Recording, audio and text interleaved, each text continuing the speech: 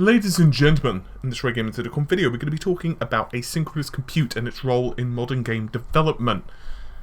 Asynchronous compute has been talked about for a lot of time, especially on consoles, but is also playing a role in the PC. In this video, we're going to examine some conversations which have happened on Twitter, where developers have given some indications of how much of a benefit asynchronous compute has been in their own games. For example, Doom. For example, Far Cry Primal. And they're giving some real-world indications of the performance benefits on consoles, as well as the PC. With that said, if you're not too familiar with what asynchronous compute is, definitely stick around towards the end of the video, where I'll give a brief overview of it, and there are also some links in the video description. But, with all of that said, let's get on with it, shall we?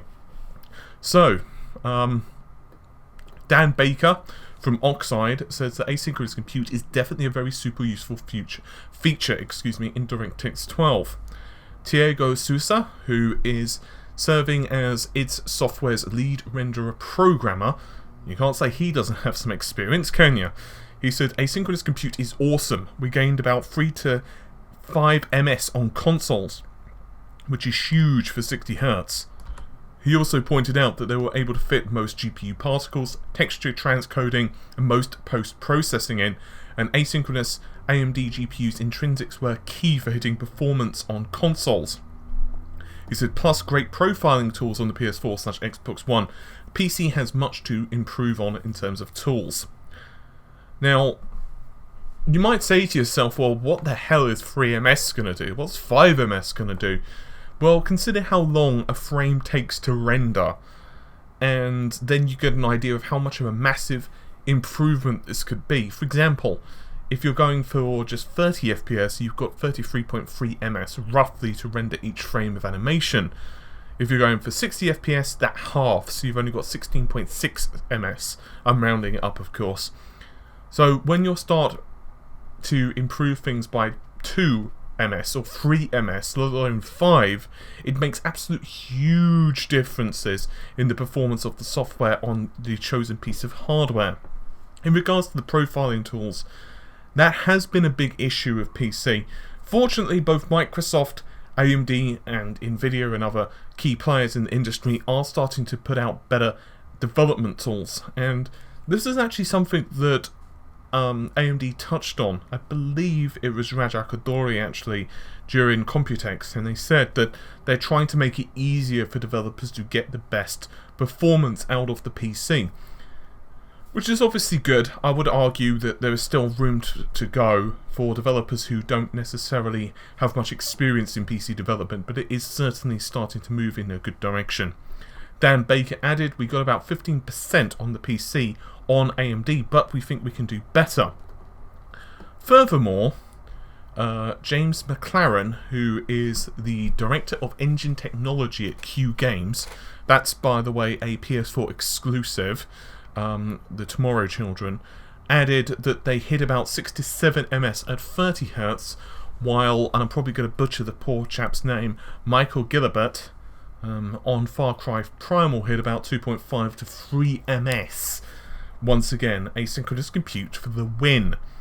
He, by the way, Michael, is 3D technical lead over at Ubisoft Montreal. So that's not massive. I mean, 2.5 rather, but still, you can't really deny that that still makes a difference. Now, if that's all you're interested in, if you have a firm understanding of what asynchronous compute is, whether it's on the PC or console, then by all means feel free to, cancel out of the video. Thanks very much for watching. If, however, you want more information, then I'll provide a brief understanding of what asynchronous compute and asynchronous shaders actually do and their role. This is not a full in-depth analysis, but it'll give you a basic understanding because I don't want to make this a super lengthy video. I've already got some information up on the channel anyway and the website, and once again I'll place a couple of links in the video description if you do want to pursue that and find out more information. So, let's talk about things, shall we? I guess the best way to describe the role of asynchronous compute is to get a basic understanding of what a graphics pipeline does. So think of it this way: a traditional graphics pipeline, an older graphics pipeline, let's say the early days of DirectX 11 for example, everything was very much like a set of stop signs. If you wanted to process a series of graphics commands, let's say for sake of argument you wanted to do textures or lighting or what have you, you could do that, and then if you wanted to move to processing something different, changing contexts, then you could also do that, but you would need to basically have one series of data processed at once. That's all you could do. The role of asynchronous compute is that you can have parallel processing. If it makes it easier for you, you can think of this as having, let's say a modern day and actually any CPU, which obviously can process a lot of different commands across multiple different CPU cores. AMD decided to put in specific pieces of hardware inside the GCN architecture, which by the way is present in both the Xbox One and the PlayStation 4. There are some slight differences between them, primarily on the number of queues which can be stored inside the GPU. The Xbox One has 2 ACEs which can handle 8 queues each, while the PlayStation 4 has 8 ACEs, asynchronous compute engines, and once again they can handle 8 queues each.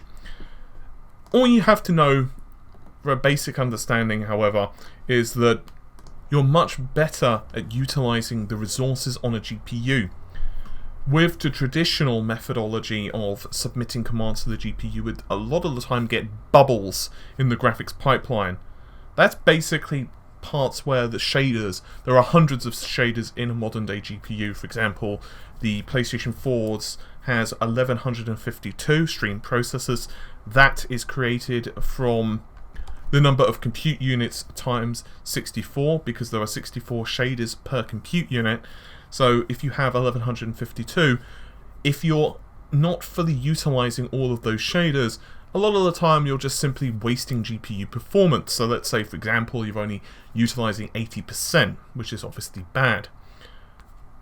As we expect GPUs to do a lot more than just do graphics work now, we expect them to do artificial intelligence, we expect them to handle post-processing, we expect them to, of course, in the future even handle things such as virtual reality and VR warping. It's incredibly important that we get those tasks done with the minimal latency possible.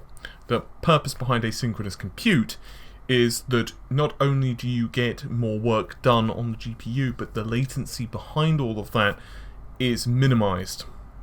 Developers have already started to really utilize this. For example, when we started to do a breakdown of Infamous Second Son or other titles across the PlayStation 4 and Xbox One, when developers were revealing what actually made those games tick, what the engines were doing behind the scenes, and it was very obvious that, yes, Sucker Punch, Naughty Dog were already really digging into the PlayStation 4's GPU, and they were leveraging it to offset workload that would have traditionally been placed on the CPU, or in the case of, let's say, the PlayStation 3, that work would have actually been farmed off to the satellite processors on the cell. It's kind of cool, and it does make you wonder how things are going to evolve, especially with the next generation, or I should say the 4.5s or the 1.5s Xboxes and PlayStation 4s, which are coming out, and how much more work we can see on those GPUs. It's even furthermore interesting when you factor in the next generation of GPUs on the PC, when we can see much better physics, artificial intelligence, and we can start to imagine the type of worlds that we're going to start to be able to create. For example, we will see even better water effects, we should be able to see better collision detection, we should start being able to produce massive worlds with a gargantuan number of players, which are all NPCs, and their artificial intelligence is all being calculated by possibly the GPU. It's very exciting stuff. Anyway, as I said, this has been a fairly short overview of how asynchronous compute works, because I could go into a lot of details, because we've covered various topics actually on asynchronous compute many times over. I've put in some links. Feel free to check them out if you want more information. I'm probably going to make a simplified video or an overarching video on this very subject for those of you who are interested. But I'm not quite sure when that's coming. Hopefully the next couple of weeks or so. At the moment, I'm in the middle of conducting a few hardware reviews. But with all of that said, hopefully you've enjoyed the video. Thanks very much for watching. I'll see you soon. Take care. Bye for now.